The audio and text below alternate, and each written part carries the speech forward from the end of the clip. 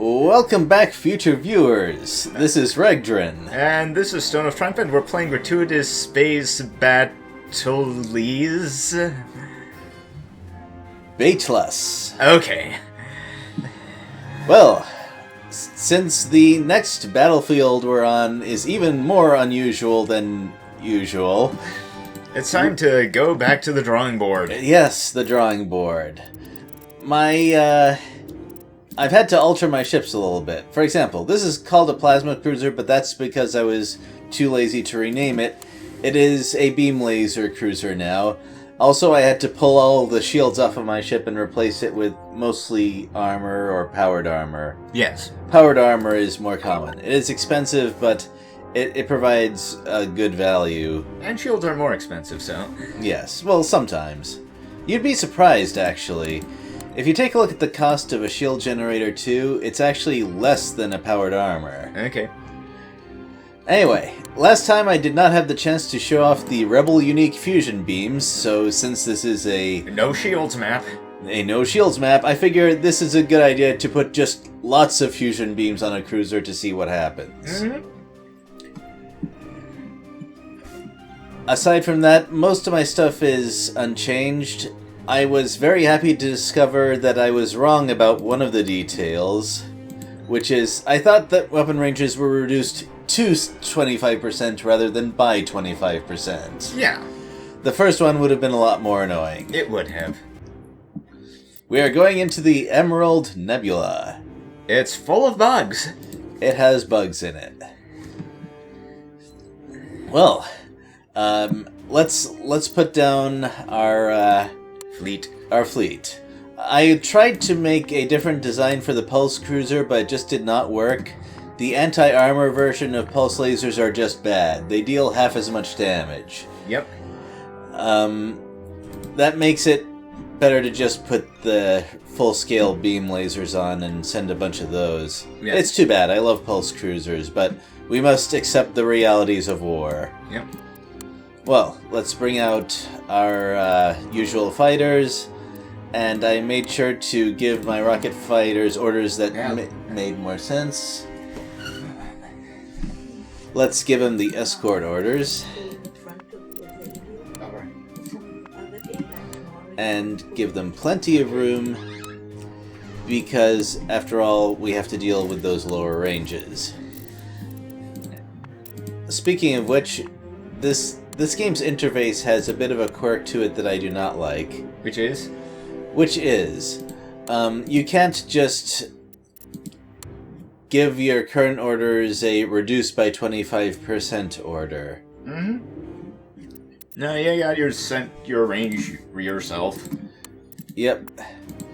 Usually that's not a problem because you can just save your range and put that for all of your stuff, but this one you have to do it manually for all of your ships. The good news is that you can, for that sort of thing, shift or control click identical ships and just give them orders this way, and it works. I'm assuming you're taking more ships than this. Oh yes, I just happen to be giving these ones orders while I place them. And although I don't know whether or not it will actually come into usefulness, I do plan to bring one carrier bay with me. Because there are a number of enemy fighters on their side, and I don't know how many of them are fighter versus fighter builds. I've also found that retreat at damage a little higher than 50% is a good idea. Yep. Generally, you don't want fighters to take more than one hit. Mm-hmm. Ooh, wrong thing. Don't want my rocket fighters to do that. So what else are you bringing? What else am I bringing? Well, I'm going to bring some frigates. Okay. My beam frigates. I'm not going to tether them to anyone. In fact, I want them to all keep moving. But this is a small map, as you may have seen.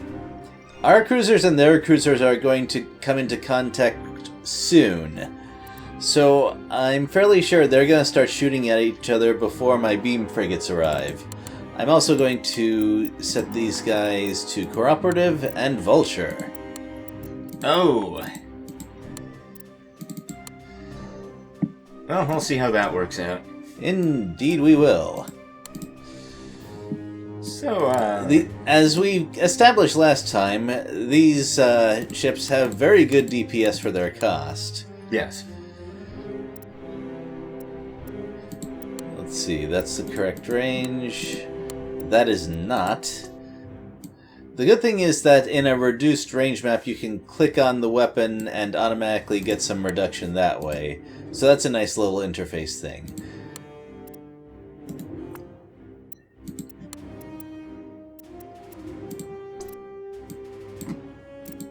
Okay. And good. So, it looks like they have... Oh, wait, wrong difficulty. It looks like they have 6 cruisers, a bunch of frigates, and some fighters. So I think this is roughly the correct odds in their favor. Okay. So, let's see what happens. Well, I want to make sure my ranges are correct as well for the rocket fighters. That can be important for them. Yes, that seems fine. Okay. Let's group our ships up a little bit more, because I want to attack one side as heavily as reasonable. And let's go. Oh, wow, they do start close. Yep, I figure by the time my frigates get to the front line, it will be, well, it'll be a front line, which is all I need. Well, looks like they like their plasma. Yep. Hey, they just hit one of your fighters with a plasma gun. Really? I thought that would do more than 8 damage. Oh, those are taking -9 damage, which means those fighters are slow enough to get hit by my fighter rockets. Yeah. I do not foresee good things for them. Well, I know I've said every time that slow fighters are bad, but they keep using slow fighters, so I guess I'm going to keep talking about it. By the way, beam lasers track pretty well. Especially, that's one of the advantages that the fusion beams and the standard beams have over the purple ones. The purple ones don't have quite such good tracking. Normally the advantage over shields makes the difference anyway, but, well, you already know why I'm not doing that. Anyway, it looks like the frigates are mostly armor, or at least they're too overloaded to avoid anything. And, yeah, it's looking pretty messy up there. Yeah, well, the question is, can you finish off these two before everyone else comes? Looks like some of them are already shooting missiles at us. And plasma. And plasma, yes. Although I care a little bit less about the plasma, because that probably won't hit so much. Okay, that's 2. Yep, that's 2 down already, and we haven't so much as lost one of our frigates yet. Although one of them is getting there, for sure. Yeah, I'm sure they'll be fine. Well, more like, I'm sure we'll be fine overall. Looks like one of our cruisers is starting to take some nasty hits, though. So we better turn around and get most of our front line going. Oh, there goes one. I mean, in the past few maps, I've kind of benefited from shields more than the enemy does, so this map is a little scary. It's possible that I should have just put more engines on and went for full speed for my defense. But it does look like I'm out-damaging them, for the most part. Yeah, you've only lost a couple of frigates, none of the really heavy ships. And if they use their EMPs on my frigates, I consider that kind of a win. Well, looks like you're getting there.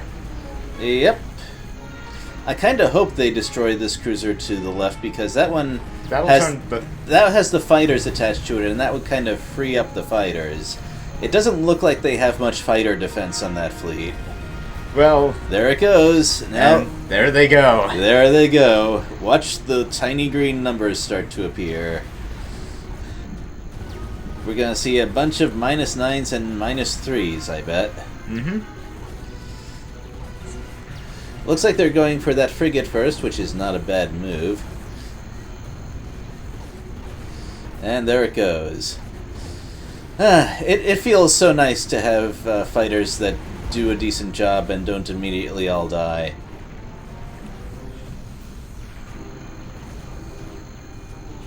Well, looks like you've got this one in the bag. It looks like my dogfighters went after a few stray enemy fighters first, which is fair. It is their target. But that seems to be done, and ooh, it's going to look rather nasty soon. Yeah, that didn't take too long. I love that quote, but I hope we can see at least one different one in the next battle. Yep. Let's take a look at what was effective. Well, our fusion lasers proved to be pretty useful. So, I'm glad that we got to see some nice showing from the faction unique stuff. The dogfighters were the least effective, but that's because I think their preferred targets just didn't last very long. Yep. So, in this case, their accuracy may have had some trouble. Well, they were using plasma cannons. Yes, that's true.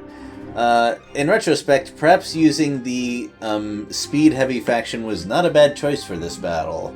Not that I really intended it to work that way, but it did. Okay, so let's see what's up next. Let's see what's in Expert, indeed. Also, I forgot to check whether these hangar bays actually did anything. It's unlikely. It didn't look like they had any anti-fighters. But it would have been nice to make sure. Okay. We got, We got Oh. 4 cruisers at the bottom and 2 in the middle and 2 at the top. So we're outnumbered. again. Well, yes, again. We're almost exactly 2-1, actually. Well, more than 2 to 1. Well, they have roughly the same number of frigates that we do, actually. We have 4, they have more. Really? That's 1, 2, 3, 4, 5. So technically, but not by much. And as usual, they didn't use good placement or orders for their frigates, which I'm a little disappointed. So, it's all just about cleaning up their fighters at this point? Yeah. Also, I'd like to mention that I prefer the 3 tiers of ships in this game over the 4 tiers in Gratuitous Space Battles 2. We didn't really need the huge Dreadnought battleship stuff. Yeah, but people wanted it. You sure? I used to do the forums all the time. Okay. They wanted bigger ships. Okay, fair enough. I guess it's not unusual that people want bigger ships in a ship battle game.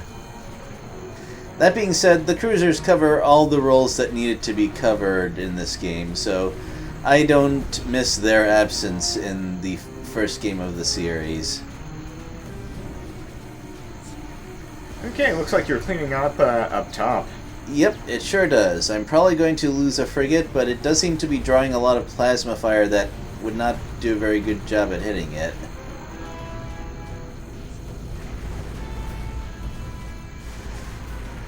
Ooh, and as mentioned before, I'd much rather have that thing EMP'd than one of my cruisers. Oh, there goes one.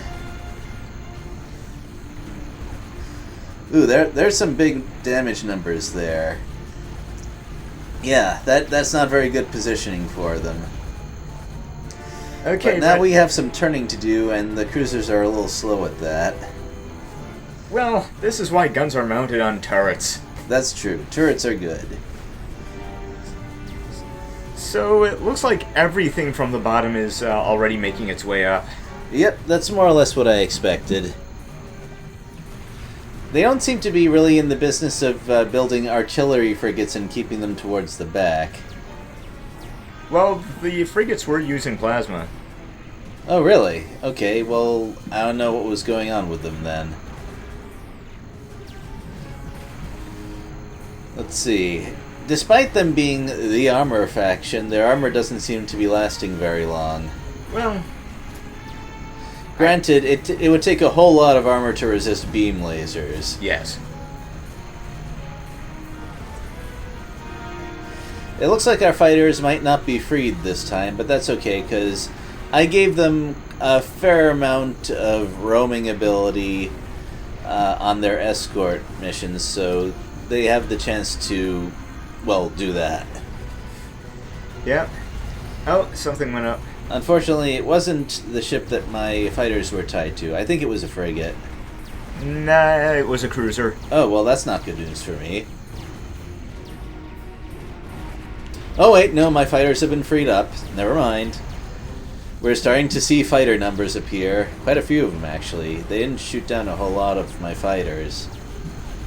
And it looks like we managed to wear down their armor enough so that we're seeing even -3s on them. Ooh, a lot of -3s. Yep. Looks like you got this one, too. Sure looks like it. Didn't even really have to change my composition. Yeah, it doesn't actually look like they changed their strategy a whole lot either.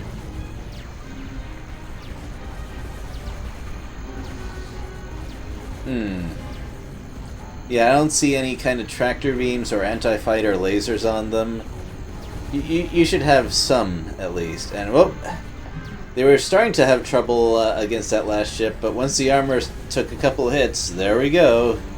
Yeah, the thing about those ships is that they don't have many weapon slots, but they have a ton of module slots. Oh, that explains a couple of things. I can see why one would stack up a lot of armor on those. Maybe if they built a better formation with those guys at the front line, they would have done better. Today was a victory for the underdog, the little guy, the man in the street, the common man, and also, I guess, for you. Okay. I mean, it is really hard to call a space admiral the little guy, to be fair. Once again, fusion beams worked. Yes. Our support cruiser did not do a whole lot. And once again, I'm starting to question that thing, at least for maps where they don't have fighters that attack our fighters. Well, we got a bunch of honor for that. They apparently expected me to field a whole lot more ships than I did. And that's, I know I went straight from hard to expert in this one, but don't worry, I have not forgotten a word from our sponsors, Rocket Scientists Limited, because it really is rocket science. Today we are going to talk about the missiles. Or, wait, hold on, I'm getting a word from above. No, wait, no, sorry. The missiles is next time. We're doing frigate armor this time because frigates do not get enough love.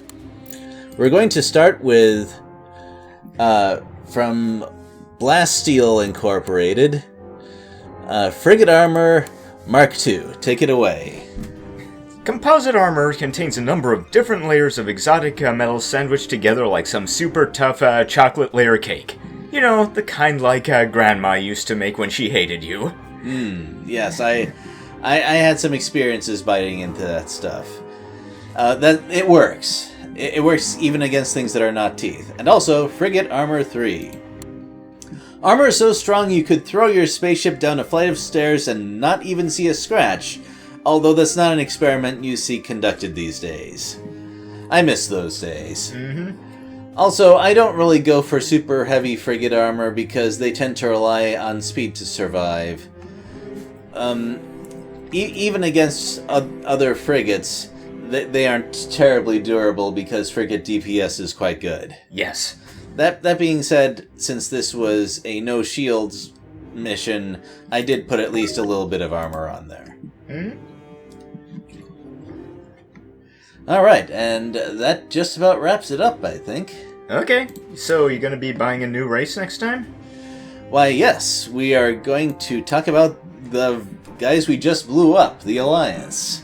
Okay, but that's for next time, I guess. It sure is, so I'll hope you tune in next time. See ya. Bye.